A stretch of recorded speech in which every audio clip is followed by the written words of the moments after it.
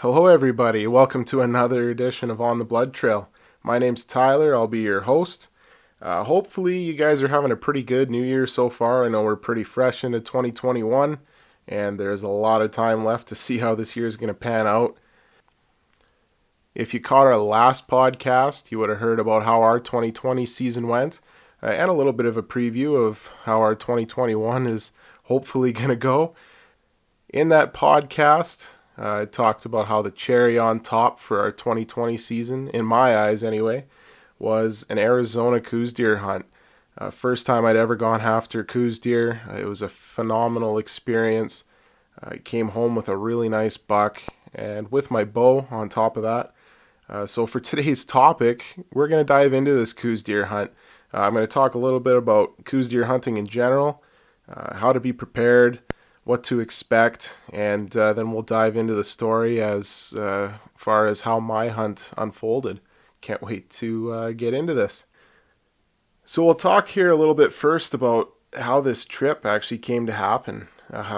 We had planned a family trip down to Arizona just to spend some time as a family. I always know that around that time of the year, in December, January, is when my dad likes to go after Coues deer with his bow. If he hasn't already gotten one with a rifle, you need a draw to get a tag for a Coues deer with a rifle in Arizona as a non-resident.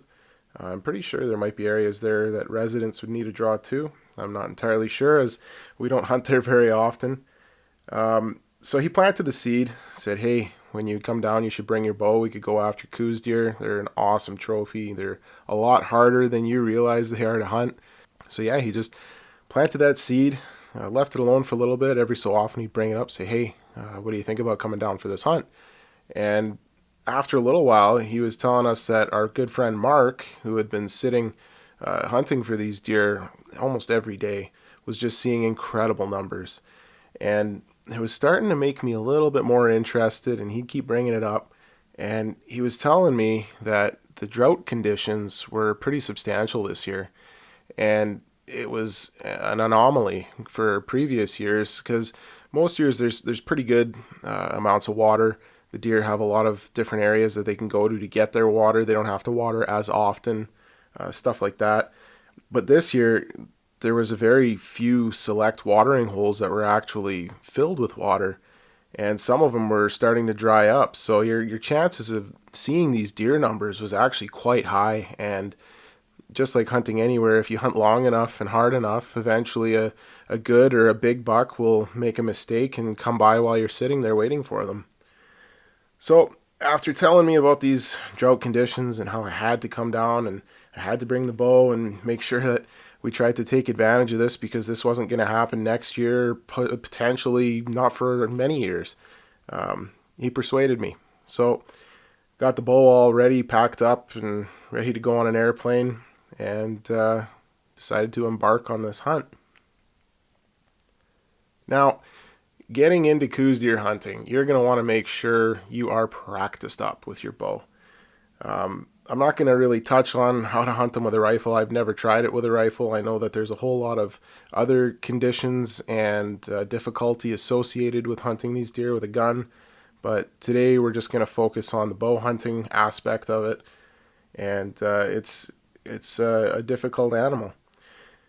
Now, for hunting whitetails at home here in Alberta, a lot of it with a bow, you're just sitting in a tree stand. They'll come by you at 20, 30, 40, 50, 60 yards, I guess. But they're also a lot bigger of a target. Now, these Coues deer, they are very, very small. Our deer here are probably twice the size. I mentioned that in the last podcast, which means that your kill zone shrinks significantly as well. The other part of it is it's different conditions. We were going down there with the intention of hunting off the ground. Hunting on the ground is different than hunting in a tree. Just there's so many different aspects to consider. Another reason why you would want to practice quite a bit is just because of how jumpy these deer are. Like I'm sitting down there and I witnessed these deer run away from quails. I've witnessed them run away from crows, cows, mule deer, each other. The wind would pick up, they'd take off. Actually, there was a group of deer came in, and a few of them got down to the water, and one in the back kicked a rock that rolled down the hill towards the water, and they all took off running. Like they're so on edge. They come in looking for danger, so they're already on pins and needles. The tiniest little movement or stick break or kick of a rock, and they're gone. So you want to be prepared for all of these different possibilities because you never know what's going to happen right in the moment when you want to take a shot. The other reason to stay practiced up is it's just good to stay practiced. You want to be familiar with your equipment, familiar with the motions. It's really important. Another thing that this was the first time for me traveling with my bow on a plane. Check your bow after you get off the plane. The airline broke my bow case, and if they're breaking your bow case, there's a good chance that that amount of force is going to do something with your sights or your rest or who knows, but it's going to cause some different trajectory from your arrows. So we get out to the camp, and I'm actually pulling my bow out to take some shots at 50 yards because our expected shooting range was going to be 50 yards, and my arrows are quite a bit to the left. And so I decide, okay, well, let's move this sight a little bit more. We didn't have time. We were trying to get into the spot to hunt so that our friend Mark could sit for the evening. So I left my bow at camp. When we got back that night, I moved my sight a little bit to the right to compensate for my arrow movement. And I didn't think to shoot it further back, like back at 50 yards, 60 yards, just because it was dark. I didn't have a whole lot of lighting to be able to make further shots. So I shot it at closer ranges. Everything looked like it was perfect. And I decided I was ready to go hunt.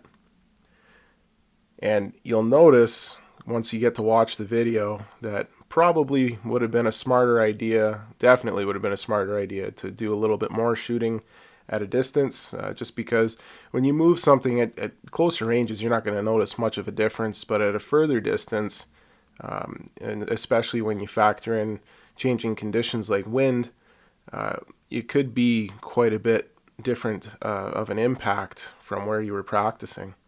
And you'll notice when I shot my deer that the impact wasn't exactly where I had wanted. Another reason why you want to be practicing, and this is a really good item to focus on, is being able to be comfortable enough with your draw weight and your draw length that you can pull back inch by inch until you're at full draw. A lot of times people will pull back this amazing amount of weight because they know that it's ample to take an animal down, but they also need to make a ridiculous amount of movement to get to full draw.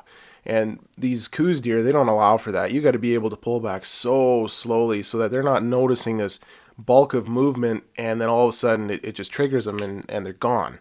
And you don't want that. So you want to be able to pull back super slowly. And I'll dive into why that's so important a little bit later when we talk about how the hunt went. So the next thing you want to focus on with going after these animals is your hunt setup and your techniques. And a lot of these are going to be similar to how you hunt other animals, but it might be heightened or more focused on hunting Coues deer. Now you got to choose whether or not you're spot and stalk hunting, hunting over a watering hole, or just hunting a travel corridor or a trail. Now, spot and stalk, I have no idea how you'd spot and stalk these deer. It would be next to impossible. You need to have absolutely no sound from walking around. The wind would have to be perfect, just like spot and stalk on any animal, except these ones here are ready to take off, and they're not going to give you much of an allowance as far as sound or movement. Hunting them on trails, where we were in the desert, and the conditions of how the watering was just so poor for them, they're coming from everywhere and anywhere. So it's very hard to narrow down a specific trail. I know when we were sitting there, we had them come in for probably miles upon miles, and they would come as an entry point into the watering hole, and it would be from 6 or 7 different directions. So you wouldn't be able to just sit in one spot and anticipate them to come in. Now, you could sit there and expect them to come into the same spot, but there was no guarantee of where they were coming from. And that would have made it very difficult to not only see animals, but to get a shot off. Now, the water hole part of it is what we decided to focus on. So we sat on the edge of a watering hole. We had decided that we were going to have to make a a 50-yard shot to make this count. Now there was another spot where it was a 30-yard shot, but you were a lot closer to where the animals were coming from, and you weren't given very much for movement or noise. And not necessarily that noise would be an issue, because if you're still hunting or quiet hunting, you're not going to be making a lot of noise, but it's that movement that they'll notice, and they don't like that. So now when you find where you're going to be sitting, the biggest problem that we found was blind setup. Now, you're sitting there and you want to be concealed. And the biggest part of being concealed is having a lot of stuff in between you and the animals, but giving yourself the ability to make the shot, just the same as any other animal you'd be hunting. Now, we had built a blind, or Mark had built a blind out of a whole bunch of dead sticks or live sticks and branches, and we would just kind of mesh it together as a wall, and that way we had some barrier between us and the animals. Now, it was very see-through, and a reason why we would struggle sometimes is because the sunlight and the way that the shadows worked, it would shine right through your blind. And you wouldn't be able to get away with any movement because they would notice a shadow move, and like they're drinking with their eyes up. Like you don't there's no mistaking the fact that when they come down to drink, they don't let their guard off. Their guard actually heightens, in my opinion. So you want to make sure you're brushed right in, and you want to give yourself an ability to be able to move a little bit. The other part of your blind setup is putting it in a spot where you know that the wind is not going to ruin your hunt. We ran into this a few times where we're sitting, there's a mountain in the background, and in front of us, in front of the watering hole, or I guess behind the water hole, it was very open and flat. Now, at different times of the day, with the way that the thermals work, your wind would come in and swirl and pull and push the wind, and it would come down into the watering hole and blow the completely wrong direction. And it was very frustrating because you could see these deer off in the distance. They wanted to come into water, but they knew that there was something that didn't smell right, and they'd still come in eventually, but it would be the does and the little bucks that would come in. And you wouldn't, a big buck comes in and he smells something bad, he's going to go back and lay under a tree until dark, and then that's when he's going to come in because you're not there, he doesn't smell you anymore, and it's safe. So you want to make sure that the wind is in your favor.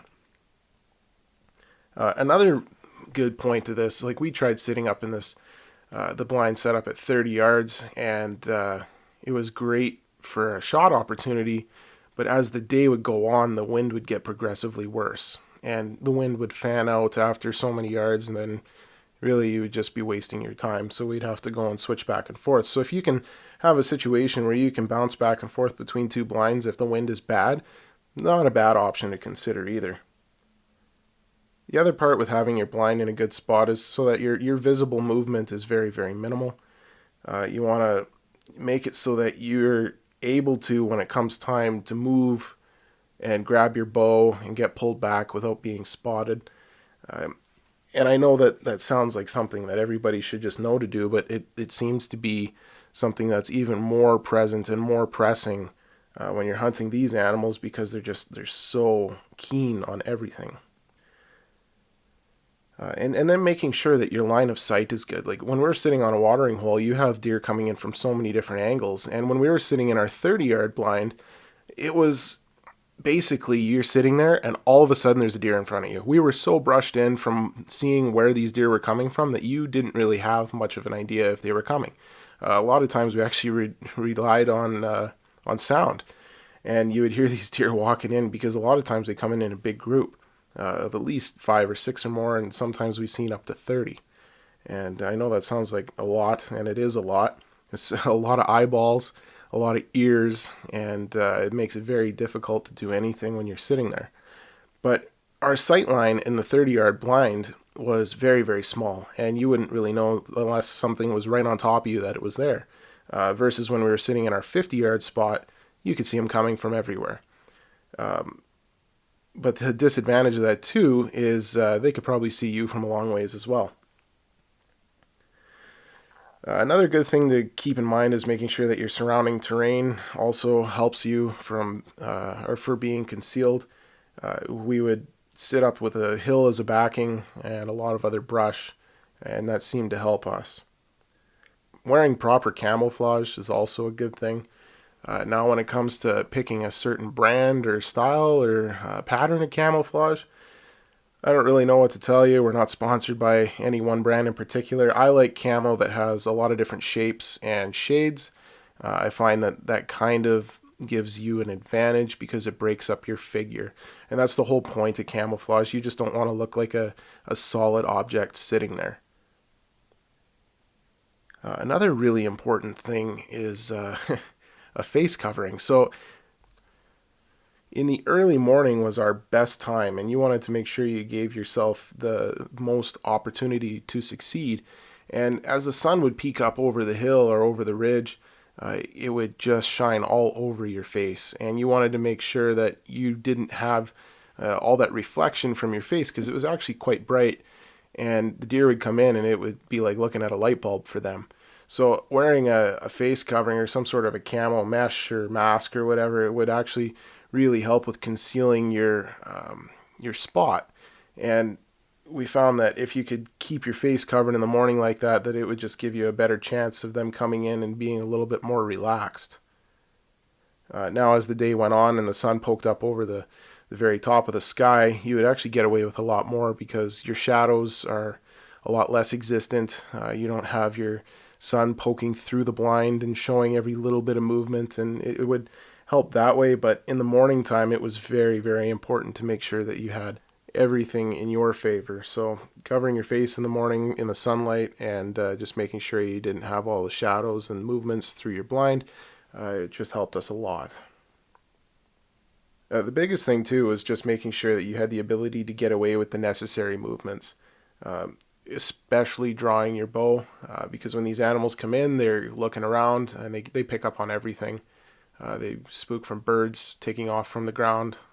Just so you got to think in a game where you're trying to get away with just inches of movement, you got to get away with pulling your bow back 28, 30 inches and moving and getting it lined up on these animals. So in a game of inches, you're trying to get away with feet, and it's very, very difficult.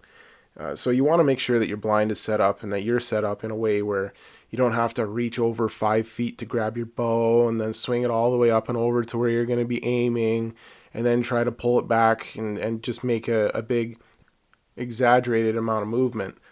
You want to be able to do everything as stealthily as possible. Another item that almost everybody is going to overlook unless you've done it before. I know that it was something that I didn't really consider, and luckily for me, I did over prepare. I try to always over prepare. It's better to have more than you need than not enough. But it's the weather conditions. You're going down to hunt in Arizona. You think, okay, well, it's Arizona. It's a hot climate. And yeah, that is true. But the thing that you don't realize is when it's winter there, it is winter for them. And just because I'm coming from a place where winter is a couple feet of snow and extreme drops in temperatures, it doesn't mean it changes going down there. They do see a considerable amount of temperature change. In the winter, the desert is cold. And if you get high enough in elevation, you can actually find snow. Now, we weren't quite that high, but where we were, the elevation was a lot higher than most areas. And at nighttime, you would see it drop below freezing. Actually, almost every morning we'd go in and the water would have ice on it. Now, it's not that cold all day.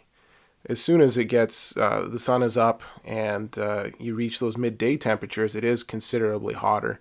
Now in Celsius, you go from right around freezing in the morning, and in the afternoon it would be in the low 20s. So it's kind of difficult to dress for that. And a lot of what I would compare it to would probably be sheep hunting in the mountains in the end of August for us, or even September elk hunting as September gets a little later on. It goes from pretty cold in the morning with that sunrise sag to pretty hot in the afternoon, and you're trying to shed layers so that you're not sweating. Now, Arizona was very much like this. So, and the other part of it too is when the sun goes behind a cloud or behind the mountain or it's windy, it is quite a bit colder. Now, it just seems like the desert doesn't hold the heat near as much at night or when the sun is just not beaming down on you. So you get all of your heat from the sun and really nothing from the ground. So making sure that you have a lot of layers, not necessarily a lot of layers, but the right layers is very important. I made sure that we went down and you had a couple of base layers, and then you have some mid layers and some thicker over layers, just so that you're not sitting there and freezing, because it's so much more difficult to make a shot with anything, a bow or a gun. It's hard to shoot when you're cold, and so made sure we were dressed more than enough, and that way you could always shed layers if you were getting a little bit too warm. Now, the biggest thing, crunch time comes, you got a buck coming in, you want to make a shot count. Super slow movements. You got to be observant. You got to be looking around and trying to pick out the tiniest little bit of movement. A lot of times these deer come in, especially the bucks, they'll hold up just out of range looking to see what's going on.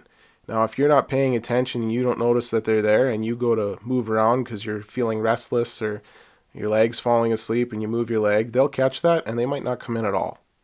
And a lot of times if they do come in, they're coming in and they're extra alert and they're not going to give you any ounce of movement. So you want to make sure that any movements you do are super slow and just be observant. Now, on the bucks coming in that you want to shoot, the big thing here is pay attention to this deer's body language. They're going to come in and they're going to be a little bit alert, and they're going to be looking for everything. That's not the time to draw your bow back.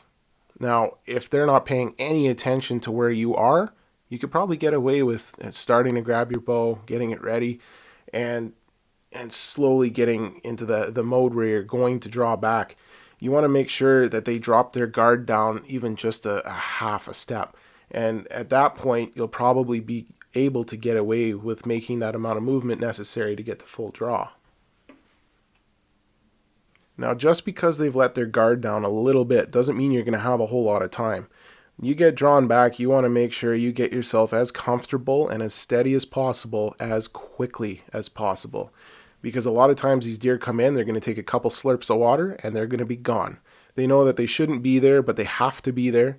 And as soon as they feel like they have no need to be there anymore, they don't want to be. And they're going to be turning around and they're going to head for the hills, and you're not going to have a chance to shoot at them. So you want to make sure if they're coming in, you get to the point where you're reading their body language. You know they're going to let their guard down just enough for you to get drawn back. You get drawn back and you find your spot, you hold for it, and you let that arrow go and hopefully connect on an awesome shot. Now, I know there's a lot of variables that could be considered for this too, especially if they come in with other deer. And a lot of the times when our deer came in, that you have so many deer coming in and you got a lot of eyeballs to worry about. But most importantly, you're trying to make sure the deer that you want to make a shot on is the one that's going to allow for you to make these movements. So you want to kind of make sure you're paying attention to everything, but solely on the one that you're wanting to shoot at the same time. It's kind of a lot to juggle, and you just want to take advantage of the situation and make your shot count. Okay, so I know some of you are probably like, oh, okay, man, get on with it. I already know how to hunt. So let's just get into the story of how I was able to connect on this Coues deer hunt, and kind of give you the rundown start to finish on how this went down. So as I mentioned before, we got to camp. I shot my bow a couple times at 50 yards. Wanted to make sure that the airplane guys didn't bump it around too much, and they did knock it off. So decided not to bring the bow into the stand that night. We went and sat for mark. Saw a couple nice bucks. Couldn't make it happen. Got back to camp that night and shot my bow a few more times after adjusting the pins, and it seemed like it was really good. So I was confident that we were going to be able to make a good shot. The next morning, we get into our spot, we're set up, and just start waiting, and deer start funneling in. It's going really well. As the morning progresses, we have a couple of smaller bucks come in, and now I knew that I wasn't going to have ample time to hold out for a giant, so I went down there. I had in my mind that I was going to shoot what they would call a nice 2x2. For us, we would call that a 2-point with brow tines, so a 3x3. And So my expectations, I didn't want to shoot a small fork horn. I didn't want to shoot a spike. I wanted to shoot something that had a frame. And so we passed quite a few deer that were just fork horns or spikes, and then a couple of nicer bucks, 2x2s with brow tines, come in, and they funneled down the hill. It was kind of chaos because a lot of deer came in at the same time. I think there was probably anywhere from a dozen to 15 or 16. It was a lot to keep an eye on and try and figure out which deer were coming or going, and which ones hadn't been down to the water yet, and which ones were new. And then all of a sudden, the two bucks popped in. So it was a lot to keep an eye on all at once. Now these bucks were milling around, kind of taking a drink, and I wanted to shoot one of them, and I just felt like I couldn't even get into a position to grab my bow and get it ready. Uh, Now, after a little while, I was able to get my bow raised up, get my release clipped onto my D-loop, went to draw back, and I don't even think I got to half draw. And one of the deer caught my movement, startled, and the bucks both, based on that other deer startling, turned around and started to head for the hills. So that it was kind of frustrating that way. And now a bunch of those deer stuck around and kept drinking. The bucks didn't come back down, and then all of a sudden I saw this really nice buck making a way from over top of the hill to come down to water. And I told the guys, I said, yeah, we got a nicer buck coming. And he starts coming down the hill, kind of jogs to the right. And as he starts to come back down to the left, I had about 10 sets of eyes that I was trying to navigate as I was getting ready to pull back. And he starts to come down to water. I managed to get to full draw. And I'm like, man, that felt pretty good. But the thing is I was, like, it's not like it's a huge deer that's going to rattle me, but I think it was the fact that I had to try and outsmart all 10 or 12 of these deer at once to be able to make the shot count, and it got my nerves going. And I was pretty rattled at the point when I was at full draw. And when I took my shot at this deer, my arrow went into the dirt to the right of him. And in the moment, I was thinking, oh man, maybe my nerves got the best of me. You practice lots, you want to be able to make those shots, and it didn't work. It didn't happen, and the deer took off. Well, actually, all of them took off over the hill, and that was that. I wrote off that chance.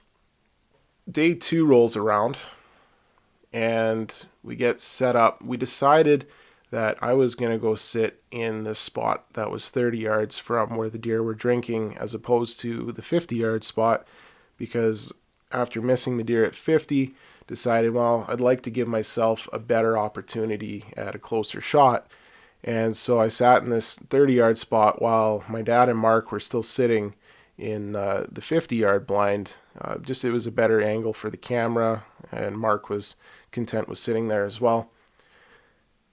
Deer start coming in, a bunch of mule deer, and they come in to drink, and it was like right away, I was sitting as still as possible, and they knew that I was there. They just came in, and the first thing they'd look at was me. And so after a couple of hours, we just figured, you know what, this isn't going to work. And so I went back and sat in the blind with the other guys, and more deer funneled in. We saw tons of action. There was so many deer coming in to get water, just nothing of size. There would be a few spikes here and there. I don't even know if we saw forkhorn on day 2. It was pretty bad. And then Mark decided he wanted to go and sit at a different water hole. And my dad and I went and sat back in the 30-yard blind. We brushed it in a lot better. Thought we'd be able to get away with a little more movement. Now that night, smaller forkhorn came in. He just wasn't what I would have considered to be a shooter size. And then a bunch of mule deer came in. And the way I was sitting on a chair, looking down at the water. My bow was between my legs over my lap with my release already sitting on the D-loop. Now, my hand, I was shooting a wrist release, and I had my hand pretty much parallel with the ground. These mule deer are drinking. I rolled my hand maybe an inch or 2 inches around the release. And one of the mule deer all of a sudden looked up, saw me, and it was just that tiny little bit of movement, and they all took off. Now we were also fighting with the wind in that spot. Like I had said before, as the day went on, the wind was just not very consistent right there. And at the end of the day, a whole bunch of mule deer tried to come in, and it didn't work. Something didn't seem right to them, and they took off. So it was just apparent that it wasn't gonna happen that day. So back to the side by side and back to camp and regroup for day 3. Now I know that a lot of people say, "Oh, you're only hunting for a few days. It shouldn't be that difficult, or it shouldn't be as dramatic as you make it sound." It was kind of weird because I knew that we were only sitting and hunting for a few days, but with as many deer as you were seeing, it felt like you were there forever.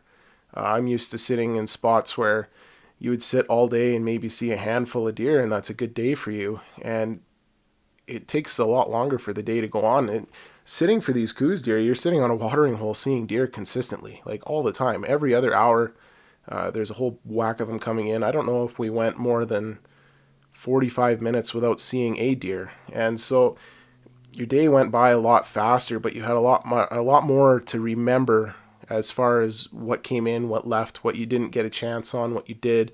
And so it made it seem like you were there for a lot longer than a few days. So day 3, we went back, sat up in the 30-yard blind because we thought the wind was going to be better to sit there. So it's the same setup. My dad and I are sitting there with the camera, and all of a sudden, there's a buck in front of me. Now, we were kind of hoping the way that we were set up, my dad was a little further behind me with the camera, and he could see if deer were coming. But there was a blind spot for him up in front to the left, the same as it was for me. And this buck must have just slipped in this blind spot, and he was big enough for what I wanted to shoot. He goes to come down, and I think maybe I kind of panicked, and he come in with a doe, and I went to draw back, and I just got my arm lifted to pull back, and he kind of looked around, and I thought, okay, just hold it. And then he went down to drink. He stuck his head down to the water, and I went to pull my bow back. I got to half draw, and I pull back 70 pounds. So that's a lot of weight to hold at half draw. And he had dipped his nose down to the water and then just immediately back up and straight up at us. And I'm holding at half draw, trying not to move because this deer has got us pegged. And maybe in hindsight, I should have just kept drawing and hoped that he would have stood there. But he turned around, ran off kind of out of our sight line. He stood at, I think it was around 45 yards for a bit, but it wasn't an angle that I would get a really good shot off. And then he was gone. So it was apparent to us at that point that probably wasn't going to work in that spot. So we got up and went back down to the 50-yard blind. Now, moving down to this 50-yard blind, it was, I guess looking back at it, it was an excellent decision because we ended up getting a deer. We're sitting there. There's a lot more deer coming in. We had this kind of like a wash or a draw on our right side, and there wasn't like a whole lot of deer that came from that direction. Most of our bucks came from directly across the water and up to the left, and so we were mostly anticipating buck movement from over there. We're sitting there, and I look over Mark, and there's this forkhorn buck or spiker buck coming, and he was going to walk right into our blind, I think, if he kept going. And I'm like, Mark, there's a deer right in front of you. And as Mark turned his head, the deer saw him and turned around and ran. And right as he started to run, I noticed this really nice buck right behind him. And because the little buck was the one that spooked, the big buck didn't see us, and he took off right behind the little buck. And I was like, oh, okay, well, maybe they'll come back in. A lot of these deer, if they spook, they'll come around from a different angle, try to catch a different wind or a different line of sight on movement, and then they'll come down for a drink and relax. And so we keep sitting there, more does start coming in, and all of a sudden I look down this draw, and here comes this little buck across the draw to go up the hill and start coming in from the backside. And I'm like, oh, come on, fingers crossed, this bigger buck's going to come in too. Like, they're together. There's no way that he saw us. There's no way he busted us.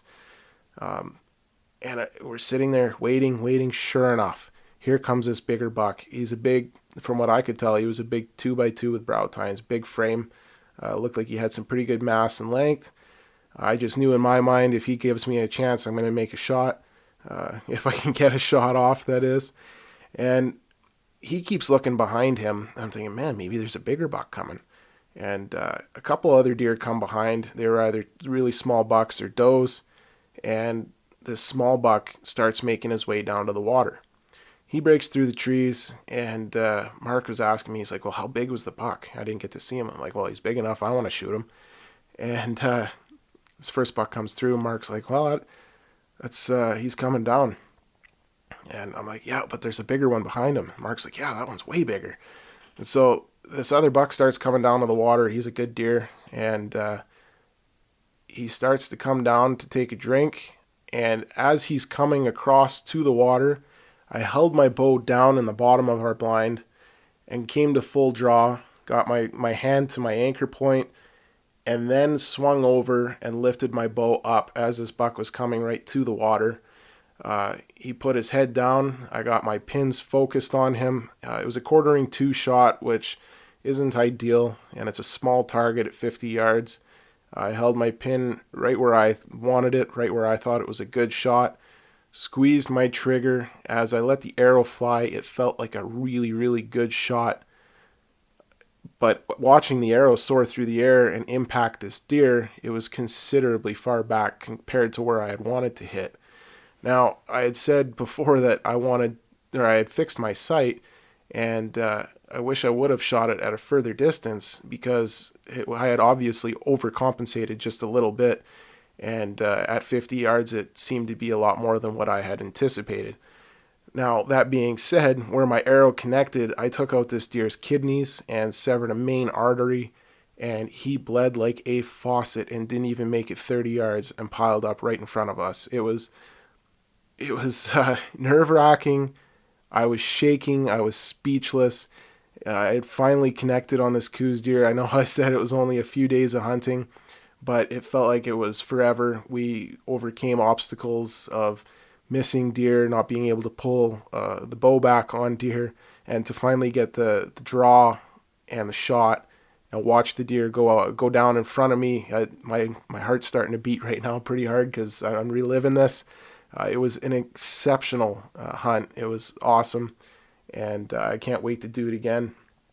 And to put my hands on it, a Coues deer to make Pope and Young is 70 inches. My buck scored. Gross scored just over 82, and I think even net he would have still been over Pope and Young. He was 3 points on one side by 4 points on the other. He had kind of a little abnormal point. You can see pictures of it on the Instagram page or Facebook, whatever you're following on. But yeah, it was an awesome hunt. To be able to watch the deer go down in sight was a pretty awesome feeling. And yeah, that was the gist of how that hunt went down. And can't wait to try it again.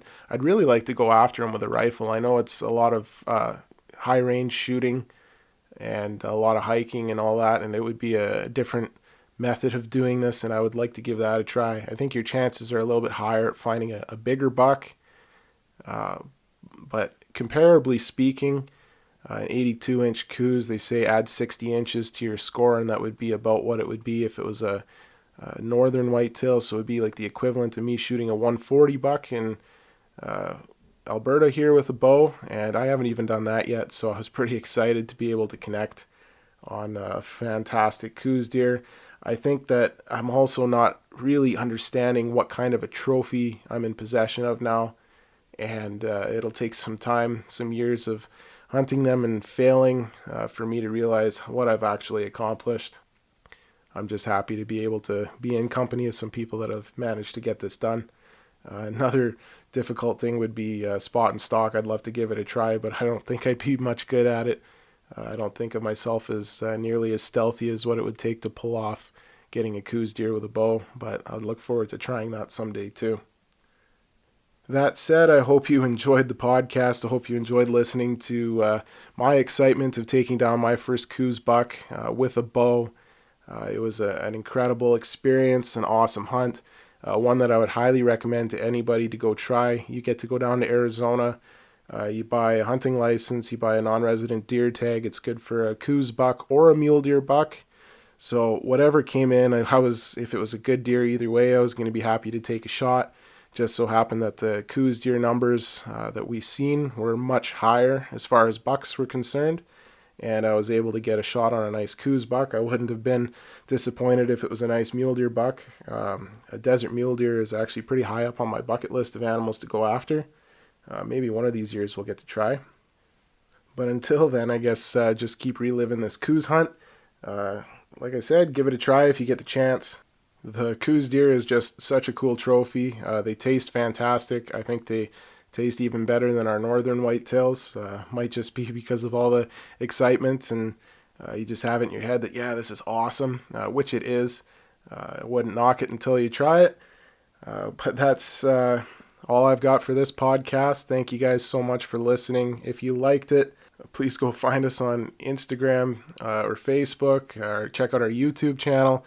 Keep an eye on the YouTube channel. Keep an eye on Slager Outdoors. You'll get to see this Coues deer hunt unfold on video. It's an awesome hunt to watch. Thanks so much for listening, and catch you on the next podcast.